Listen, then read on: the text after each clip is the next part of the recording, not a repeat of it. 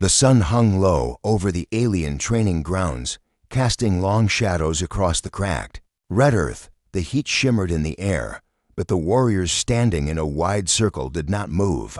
Their armor gleamed under the twin suns, each chest plate decorated with the scars of past battles. In the center of the circle stood their champion, a tall alien woman named Kareth. Kareth was a living legend among her people. Her strength was feared, her skill unmatched. She had fought in wars, across 3-star systems, breaking enemy lines with nothing more than the weapon she now held in her hand. The War Mace of Trials. It was a weapon made from dark metal, said to be forged from the heart of a fallen asteroid. The head of the mace was massive, engraved with ancient runes that seemed to shift when you looked too long. Its weight was so great that even some of the strongest warriors struggled to hold it for more than a few seconds. And yet, today, she was not facing one of her own. Today, she faced a human. The human's name was Daniel. He stood calmly on the dusty ground, wearing no armor, only a plain, dark jacket and cargo pants. Compared to the towering warriors around him, he looked ordinary. His hair was dark, his expression unreadable. But his eyes, there was something in them that made Kareth pause for half a second. They were steady, not the eyes of prey, not the eyes of a man who had already decided to lose. A low murmur rippled through the crowd. No one understood why the alien champion had chosen to challenge a human. To them, humans were soft creatures, fragile bones, weak muscles, and far too dependent on their machines. This would be over quickly. They thought Kareth would hand him the war mace. He would fail to lift it, and they could all have a good laugh before the evening meal. Kareth stepped forward. Her tall frame cast a long shadow over Daniel. She tilted her head slightly, studying him like a predator might study prey. Then, without a word, she extended the war mace toward him.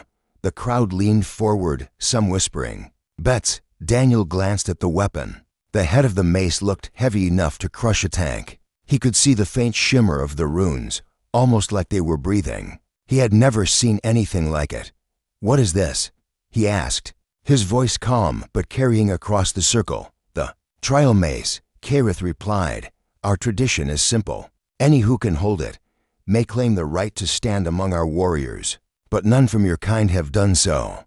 Her tone was neither mocking nor kind. It was the voice of someone who had already decided the outcome. Daniel looked at her for a moment longer, then reached out and took the handle. The weight hit him instantly. It was like holding a small boulder on a stick, every muscle in his arm straining under the sudden pressure. His shoulder burned, and his wrist threatened to twist under the force. But he did not drop it. His grip tightened, his jaw set. Round him, the murmurs stopped. The circle of warriors went silent. Even Kareth's eyes narrowed slightly, not in anger, but in surprise. Most challengers dropped the mace in less than 2 seconds. Daniel had held it for 5, now 6. He shifted his stance, grounding his feet in the red dirt. The heat from the suns pressed down on his skin, sweat starting to form at his temple. He could feel the metal vibrating faintly, almost alive, as though the weapon was testing him in return. "You are stronger than you look," Kareth said finally, though her voice held a note of caution now. Daniel didn't answer. He just lifted the mace slightly, feeling the strain in his arms. It wasn't just heavy, it wanted to be heavy, like it was designed to crush the will as much as the body. From the edge of the circle, someone muttered, "It's impossible." No outsider, but their voice faded when Daniel shifted his grip again. Still holding the weapon firm, Kareth took a slow step back, watching him. She had given him this challenge, expecting him to fail instantly. But now the weight of tradition was shifting. The war mace was not just a weapon. In their culture, lifting it and keeping it steady meant more than strength. It meant the beginning of something binding, something dangerous. The crowd could sense it too. The silence was thick, the air charged. Warriors exchanged uneasy glances. They had seen many trials, but never one like this. Daniel looked at Kareth again, his breathing steady. "Still think I can't hold it?" he asked quietly. Kareth's lips curved into the smallest of smiles. "You hold it, but can you carry it?" Her question hung in the air, heavy as the mace itself. And in that moment, Daniel knew this was not just a test of strength, It was the opening move in a game he didn't yet understand. Daniel did not answer her question. He simply adjusted his footing and shifted the mace from one hand to both, feeling the strange energy running through it. The weapon was cold despite the heat of the suns, its metal biting into his palms like it wanted to know who he was, round him. The alien warriors were no longer whispering, they were staring. Kareth's eyes did not leave his. She took a slow step back, her movements deliberate, as if testing what he would do next. The circle widened slightly. The ground between them felt like a battlefield that had not yet seen its first strike. A heavy voice came from somewhere behind her. He should drop it. Outsiders are not meant for this trial. The speaker was massive, his shoulders wide enough to block the light. His armor was painted with marks that spoke of dozens of victories. His name, Daniel would later learn, was Varrock, and he was known for breaking opponents with a single swing of his hammer. Kareth did not turn to him. If he cannot hold it, it will fall. If it does not fall, tradition speaks for itself. Daniel caught that word again, tradition. He still didn't fully understand what it meant in this place. But the tone of the warriors told him it was not just a ceremonial word. It was law. It was binding. And the longer he stood there holding the mace, the more he realized he was walking into something he couldn't step away from. The weight pressed harder into his muscles. His shoulders ached. Sweat rolled down his back, but something in him refused to let go. Every second he held it was another second where their expectations cracked. Kareth tilted her head, her voice low but carrying enough for him to hear. Most who try are crushed before they even feel the weapon's balance. You hold it like it belongs to you. I'm just holding it, Daniel replied. Though deep down he felt it was more than that. The mace didn't feel like a lump of metal anymore, it felt like it was watching him, weighing him in ways he didn't understand. Varrock's deep growl cut through the tension. If he holds it, he must prove it. The crowd murmured in agreement. This wasn't enough. For them, strength meant nothing without a test. In a few steps, Varrock pushed through the circle and stood opposite Daniel, his shadow stretching far across the dust. He was taller than Kareth, broader, and his armor was lined with jagged edges like a predator's teeth. In his hands was a war club nearly as big as Daniel himself. You and I, Varrock said, pointing the club at Daniel. Now, Kareth glanced at him sharply. This is not your trial too. It is the trial of the mace. Varrock interrupted, his voice like grinding stone. And the mace demands the test of blood. The crowd leaned forward. The air felt heavier. Somewhere far above, a bird screamed and flew away, as if it didn't want to see what was coming. Daniel's fingers tightened on the mace. His muscles trembled from the weight, but his mind was suddenly sharper. He had seen standoffs before back on Earth, in places where a wrong move could cost you more than your pride. This felt the same, only the stakes were written in alien law instead of human rules. Fine, Daniel said quietly, his voice cutting through the murmurs. If that's what it takes. Varrock smiled, but it was not a friendly smile. It was the grin of a man who believed the fight was already over. He moved forward, the ground crunching under his armored boots. The circle closed in, warriors shouting in their own language, calling for strength, for honor, for the tradition to be kept. Kareth stepped aside but never took her gaze from Daniel, her expression unreadable. Varrock struck first. His club came down in a crushing arc, the kind of blow that could shatter stone. Daniel lifted the mace, the impact exploding through his arms and down his spine. His knees bent under the force, the red dust bursting around his feet, but he did not fall. Gasps rippled through the crowd. Daniel pushed back, the mace sliding the club aside. His hands vibrated from the shock, but he didn't let go. Varrock's grin faded. The next swing came faster, sideways this time, aiming to knock Daniel off his feet. Daniel stepped into it, the mace meeting the club with a crack that echoed like thunder. The vibration rattled his teeth, but the weapon in his hands felt like an anchor solid. Unyielding, they circled each other, neither speaking. The noise of the crowd blurred into a low roar in Daniel's ears. Every move, every step was survival. He was no trained alien warrior, but he had fought in his own ways, fought for scraps, fought for breath, fought to keep standing when others wanted him down. That fight was in his bones now, and it bled into every swing of the mace. Varrock pressed harder, his strikes becoming heavier, faster. Daniel blocked, dodged, countered. His arms screamed in pain, but he found a rhythm one. Born not of strength alone, but of stubbornness. Then came the opening. Varrock raised his club high for a final crushing blow. Daniel stepped in, swinging the mace low, the heavy head slamming into the side of Varrock's knee. The alien roared, stumbling. Daniel followed through, the mace's head rising and stopping. Inches from Varrock's chest, the circle fell silent. Varrock's breathing was heavy. His eyes locked with Daniel's, and for a long second, nothing moved. Then, with a slow, deliberate motion, Varrock stepped back, lowering his club. The silence broke into shouts not of anger, but of something else, respect. Kareth stepped forward, her gaze sharper than ever. She looked at Daniel, then at the mace still steady in his hands. "By our law," she said slowly, "you have done what no outsider has ever done, and now the tradition binds you." Daniel had no idea what that meant, but from the way the crowd looked at him now, he knew one thing: his life had just changed forever. The dust settled slowly round them. The crowd of alien warriors stood frozen, as if they were still processing what they had seen. Varrock, their brute of a fighter, had stepped back without victory, and the human still stood in the center of the circle, the war mace of trials in his hands. Kareth moved closer. Her steps were silent, but deliberate, her eyes locked on Daniel. He noticed that the look in them was not the same as before, when she had first given him the mace. There had been amusement, then surprise. Now there was something heavier. Daniel's breathing was steady, though his arms burned from the fight. He didn't look away from her. The crowd's voices began to rise in low, uneasy tones. They weren't chanting for a rematch or jeering at the human. No, these were the murmurs of people who had just witnessed something that would echo beyond today. Kareth stopped only a few feet from him. She spoke, not loudly, but with a voice that carried across the entire circle.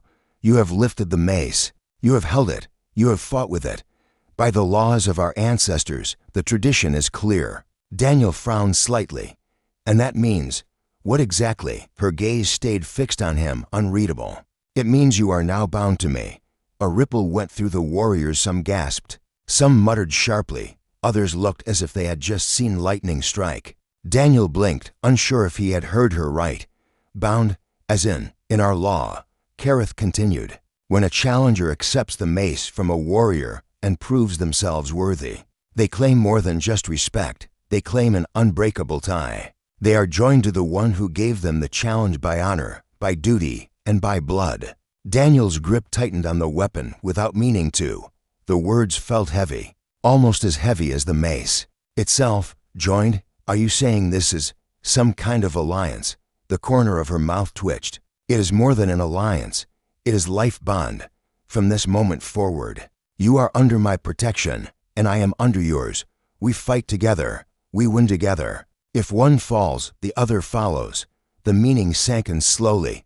The weight of it pressed against Daniel's mind even harder than the fight had pressed against his body. He looked around. The warriors were watching him, some with curiosity, others with open distrust. Whatever this bond was, it was not something they took lightly. "Let me guess," Daniel said finally. "I don't get to refuse this." Her eyes softened slightly, but her tone stayed firm. "Refusal would bring shame to you, and to me, and here. Shame is not something either of us can survive." The words were plain, but the way she said them told Daniel they were not a threat. They were simply a fact of life in her world. From the crowd, Varrock stepped forward again. His knee was still stiff from the blow, but his voice was steady. "If the human is bound, he must prove he is worthy of the bond." Daniel let out a dry laugh. "I thought I just did." Varrock shook his head. "That was for the mace. The bond is another matter." Kareth looked at him sharply. But Varrock wasn't challenging her. He was testing Daniel again, in front of everyone. The crowd seemed to like this idea. Their murmurs shifted to nods and calls for the second trial. Daniel sighed and glanced at Kareth. "So what's the second trial?" Her expression was unreadable. "We walk into the ashen fields, together." He didn't know what the ashen fields were, but the way the crowd reacted told him enough. The noise rose, some excited, some clearly pitying him already. Varrick's voice carried over the noise. "If you both return, the bond is proven. If not, the bond is broken." Daniel felt his stomach tighten. The words weren't just ceremonial. The Ashen Fields sounded like the kind of place you didn't walk into, unless you were ready to never walk out. Kareth stepped closer to him, her voice dropping low so only he could hear. "The fields are not just a place of danger.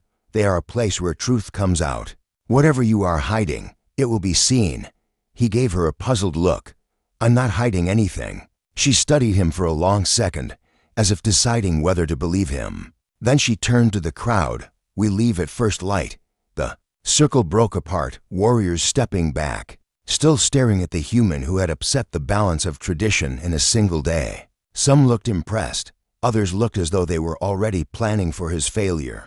Daniel stayed where he was, the weight of the mace still in his hands, when Kareth reached for it. He hesitated before giving it back. She held it easily, the runes glimmering faintly under the suns. "You fought well," she said, her tone softer now. He smirked faintly. "Guess I'll have to do it again tomorrow." Her eyes didn't leave his. "Tomorrow will not be like today." As she walked away, Daniel felt a chill run through him despite the heat. He didn't know exactly what the Ashen Fields were, or what this bond really meant. But one thing was certain: whatever lay ahead, it wasn't going to be just another fight. And somewhere deep down, he wondered if taking that mace had been the smartest decision of his life, or the one that would end it. The night passed too quickly. Daniel didn't sleep much. He lay on a simple cot inside a tent Kareth had given him, listening to the alien camp's strange sounds. Metal boots clanged against stone. Low, guttural voices murmured near the fires. Somewhere beyond the camp, an animal screamed into the darkness, then went silent. At first light, Kareth came for him. She wore lighter armor now, her dark blue plates lined with scars and symbols. Across her back hung the war mace, as if it weighed nothing. Daniel noticed the way the other warriors stepped aside when she passed. She didn't walk like someone going to a fight, she walked like someone going to war. He stood up as she approached. "So," he said, forcing some calm into his voice, "Ashen Fields. Sounds like a nice place for a picnic." She didn't smile. "If we're lucky, we'll come back with all our limbs." That wasn't comforting. The two of them left the camp as the sun began to rise, painting the alien sky in streaks of gold and violet. Behind them, the crowd watched in silence. No one wished them luck. No one said goodbye. Daniel had the sense that in this culture, sending someone into the fields was as much a test for the onlookers as for the ones who entered. The path to the Ashen Fields cut through jagged rock and dry riverbeds. The ground was covered in black dust that clung to their boots. Every step Daniel took felt heavier, the silence between him and Kareth stretching longer. Finally, he asked, "So, what exactly are we walking into?" She didn't look at him. "A graveyard, but not for bodies, for warriors who broke their oaths." He frowned. "And why are we going there?" "Because the bond is not words," she said. "It is proven by surviving together. The fields have their own rules. They test you." Daniel noticed the way she said "they," as if the fields themselves were alive. They climbed over a ridge, and suddenly the land opened up before them. The Ashen Fields stretched for miles, a barren wasteland of twisted stone pillars, half-buried weapons, and broken armor scattered like bones. The air shimmered with heat, but beneath it, something moved. Shadows slid along the ground, too quick to be tricks of the light. "This," Kareth said, "is where we find out if the bond holds." Daniel scanned the landscape. "What happens? If it doesn't, then one of us dies."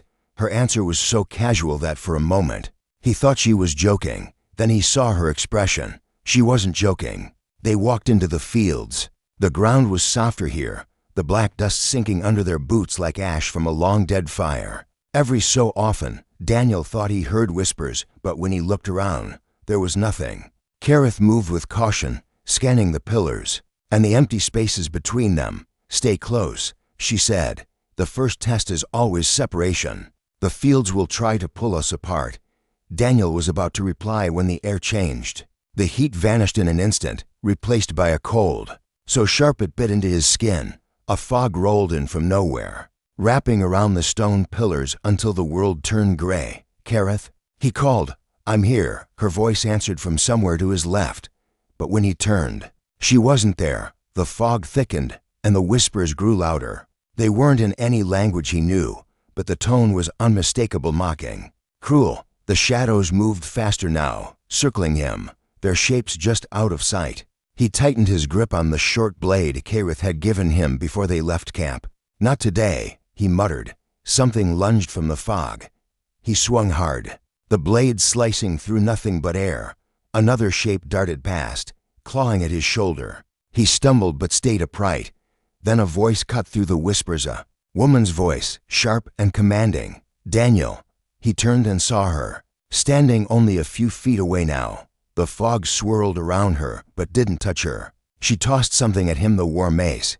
He caught it, the weight almost buckling. His knees. The runes flared faintly, and the shadows froze. "Move," she shouted. They ran. The fog seemed to close in behind them like a living thing.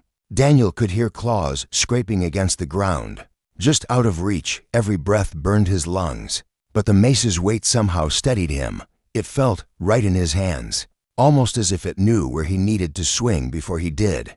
A shadow leapt at them. Daniel swung the mace, and it connected with a force that cracked the air. The shadow screamed, dissolving into nothing. Kareth glanced at him, her eyes briefly showing something that looked like pride. "You learn fast." The fog began to thin as they reached a wide clearing. The black dust here was disturbed, as if something huge had passed through recently. Daniel caught his breath, lowering the mace. That was the first test. She nodded. "Once, the easy one." He laughed without humor. "Great. Can't wait to see the hard ones." Kareth's gaze swept the horizon, and her voice dropped. "You will, and soon." In the distance, the ground began to shake. The dust swirled into spirals, and the sound of something massive moving across the fields rolled toward them like distant thunder.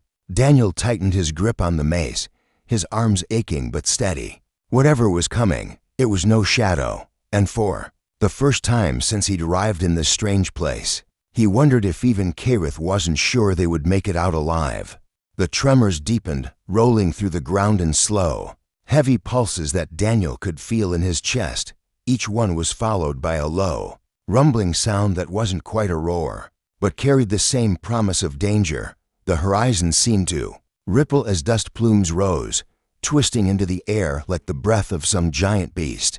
Kareth's eyes stayed fixed in the distance, her body tense, every muscle coiled and ready. "Do not run," she said, her voice low but firm. "It will chase faster." Daniel gripped the war mace tighter. "What is it?" Her gaze didn't shift. "A sentinel, one of the guardians of the fields. They were born from the bones of traitors and the rage of the living. They do not rest." The ground split several hundred meters ahead, black dust bursting upward as something massive surged from below. At first, Daniel thought it was some kind of machine, the glint of metal, the grinding noise, the unnatural smoothness of its movements. But then he saw the way it breathed, the way its eyes burned like molten gold set deep inside a skull of fused armor and stone. It was taller than any building he'd ever seen.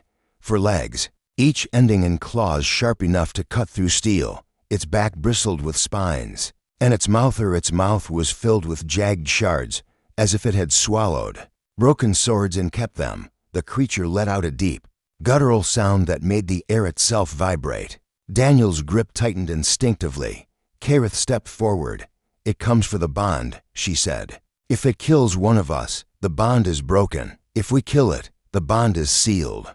Daniel swallowed hard, no pressure. Then, the sentinel moved faster than something so big should have been able to. It covered the distance in a handful of strides, the ground cracking beneath its claws. Kareth moved in a blur, sidestepping as one massive leg slammed down where she'd been standing a second earlier. "Keep moving," she shouted. Daniel barely avoided the swipe of another claw, rolling through the ash and coming up on one knee. The mace felt heavy, but it was a familiar heaviness now, the kind that steadied his mind. He swung upward as the creature's leg passed over him. The head of the mace connected with a sickening crack, sending a shockwave through the ground. The sentinel roared in pain, staggering for a heartbeat before turning its burning gaze on him. It lunged. Daniel ran not away, but toward one of the jagged stone pillars nearby. The creature followed, smashing through smaller stones in its path. He ducked around the pillar just as its claw came down, the impact shattering the rock and sending shards flying like knives. One sharp fragment cut across his cheek, but he ignored the sting.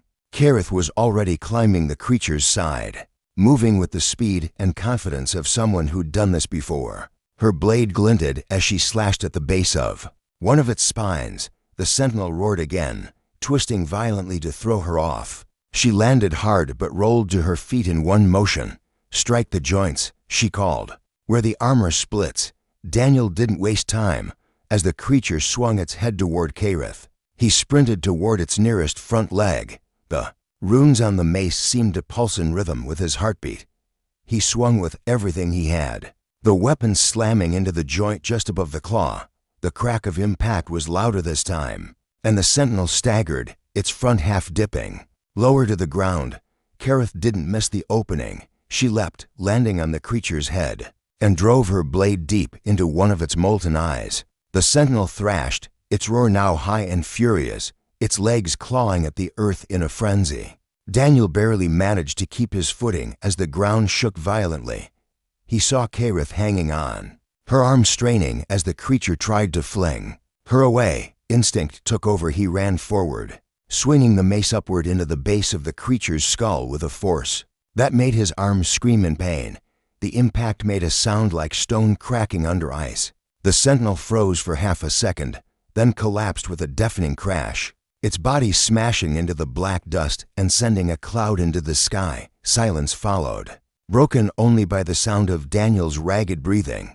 Kareth slid down from the creature's head, landing lightly beside him. She looked at him for a long moment, her chest rising and falling quickly. "You fight like one of us," she said quietly. Daniel gave a faint, tired smirk.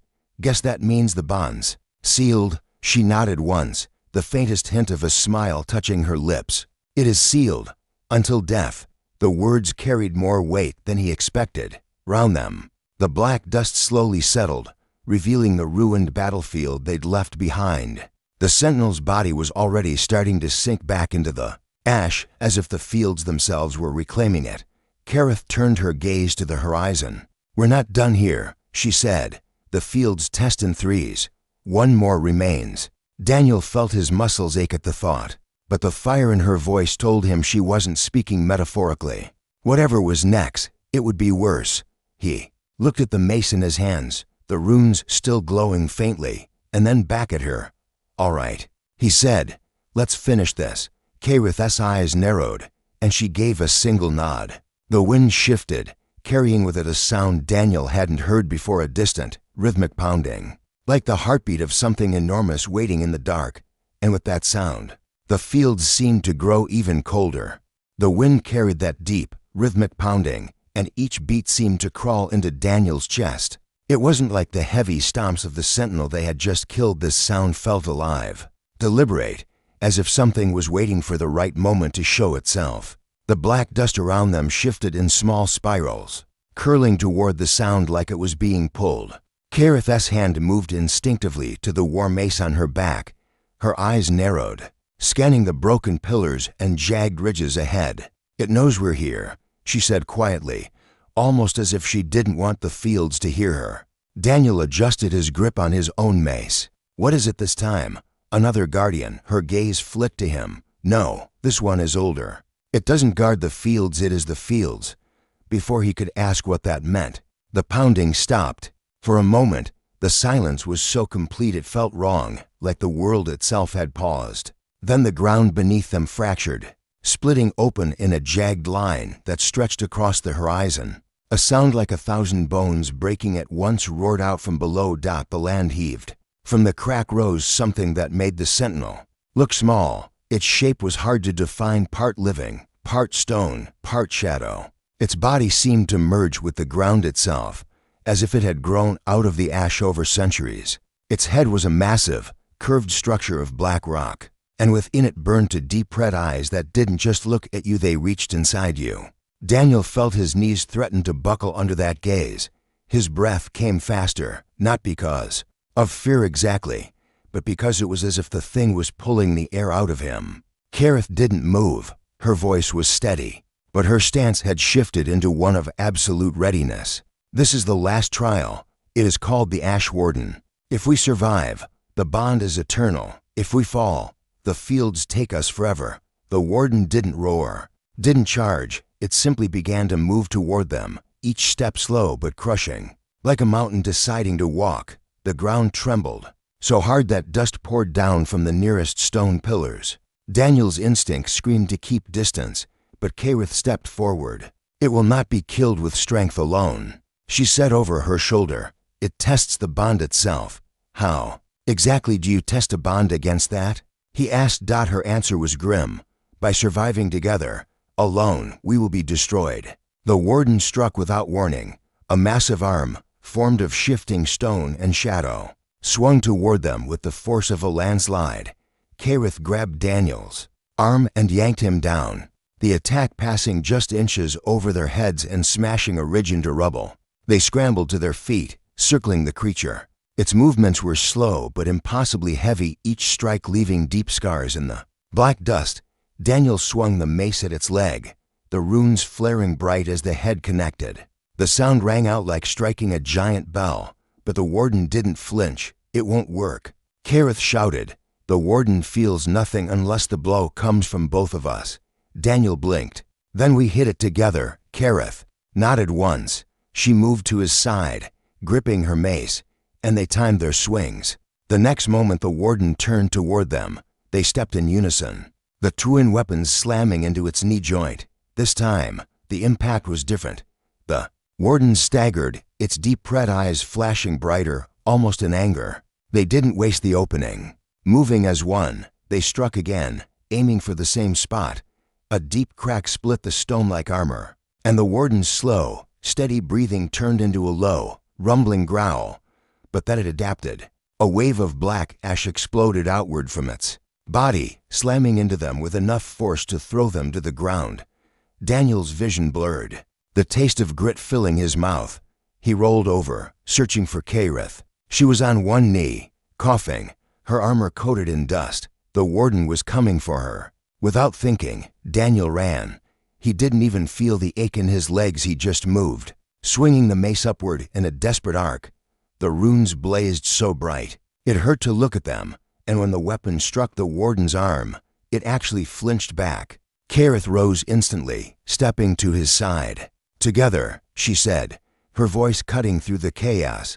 They moved as if they'd trained for years, one following the other without hesitation. Each strike was timed perfectly, each block covered by the other. The warden tried to separate them, smashing the ground to create pits and cracks between them. But every time it forced them apart, they found their way back. Daniel didn't know if it was instinct, luck, or something deeper. But in that moment, he trusted Kareth completely, and he could feel that she trusted him. Finally, they saw at the opening. The warden lowered its head to strike, and both of them charged forward, swinging their maces together at the glowing point. Between its eyes, the impact was like a thunderclap. A shockwave burst outward, rattling the pillars and sending clouds of dust into the air. The warden froze, its red eyes flickering once, twice, and then going dark. Its massive body collapsed in slow motion, the ground trembling one last time. As it sank back into the ash, the dust swallowed it whole until nothing remained but silence.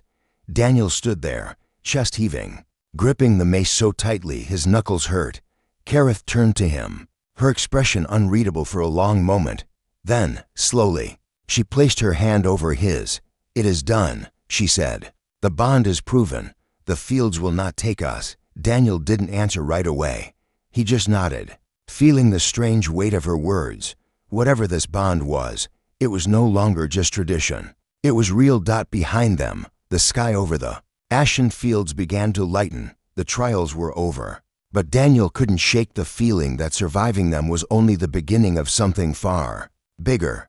The ash clung to Daniel's skin as they walked, each step sinking slightly into the black dust. The silence after the warden's fall felt unnatural, almost too still, as if the fields themselves were holding their breath. Kareth led the way, her her stride steady despite the exhaustion Daniel could see in her shoulders. The path back to the ridge was the same one they had taken in, yet it felt different now, heavier. Almost sacred, the shattered pillars and scattered armor pieces no longer looked like ruins, they looked like witnesses.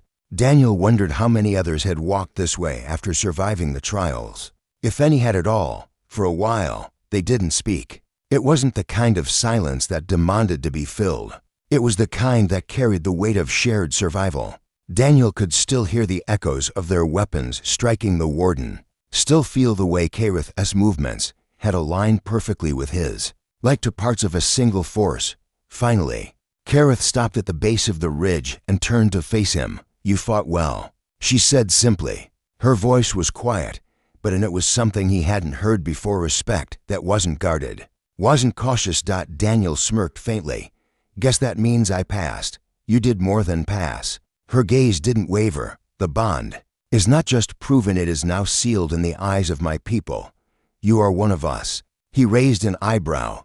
"And what does that mean exactly?" "It means your battles are ours. Your enemies are ours. You cannot walk away from this, Daniel."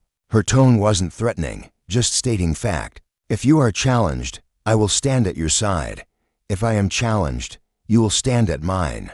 Until the bond is broken by death." Daniel let out a slow breath. "Sounds permanent." "It is." The climb up the ridge was harder than before, not because of the terrain, but because of the fatigue settling into his body. By the time they reached the top, the camp was visible in the distance, small figures moving between tents. The gleam of armor in the sunlight. As they approached, the silence of the camp struck him. There were no cheers, no applause. The warriors simply gathered in a wide circle as Kareth and Daniel stepped into the center. Their eyes were sharp, measuring him with a kind of intensity that made the air feel thick. Kareth raised the war mace high, its runes glowing faintly in the daylight. "The fields have spoken," she declared. "The human has endured the 3 trials. The bond is sealed." The crowd's reaction wasn't loud. It was a low, unified sound, a chant in their language that seemed to vibrate through the ground. Daniel didn't know the words, but he could feel them. It wasn't celebration. It was acknowledgement, acceptance. Varric stepped forward from the crowd. His knee was still bound from the earlier fight, but his eyes held none of the disdain they once had. He looked Daniel over, then gave a single, short nod. "You are Kareth's bondmate now. That makes you a warrior of the Serek. I will not challenge you again, unless you dishonor her." Daniel almost made a joke, but the seriousness in Varric's voice kept him quiet. He just nodded. One of the older warriors, her armor etched with decades of scars, stepped up next. She handed Daniel a strip of dark fabric, heavy with the scent of smoke and oil. "Wear this," she said. "It marks you as bound to our champion. No one will mistake your place among us." Daniel took it, tying it around his upper arm. The fabric felt strange there, like it was more than just cloth. It was a signal, a warning, and a promise all in one. The gathering dispersed slowly. Some warriors approached to study him up close. Others simply gave him a glance and moved on. Kareth remained at his side the whole time, her presence like a shield. When they were finally alone near the edge of the camp, Daniel asked, "So, what happens now?" Kareth looked toward the horizon, where the twin suns were beginning to set. "Now, you learn what it means to carry my name. You will fight in my battles, stand in my council, and share in my enemies. The bond will shape you. It will also put you in danger every day." He gave a dry chuckle. "You're really selling it." She didn't smile. "You survived the ashen fields, Daniel. That means fate has plans for you, and fate is not gentle." They stood in silence for a while, watching the light fade. Somewhere in the distance, the wind carried the faint sound of a horn, low and drawn out, like a call from far beyond the camp. Kareth's posture changed instantly, her body tightening as if ready for another fight. Daniel noticed it. "What is it?" She didn't look at him. "Trouble. The bond has been sealed for less than a day, and already it will be tested." His grip instinctively tightened on the mace at his side. "Guess we don't get a break." She finally looked at him then, her expression unreadable but her voice steady. "No, bondmate. In our world, there are no breaks. There is only the next battle." And as the horn sounded again, echoing over the barren land. Daniel knew this. Wasn't the end of their story, it was the beginning. If you want, I can also now create a cinematic, suspense-heavy short intro script.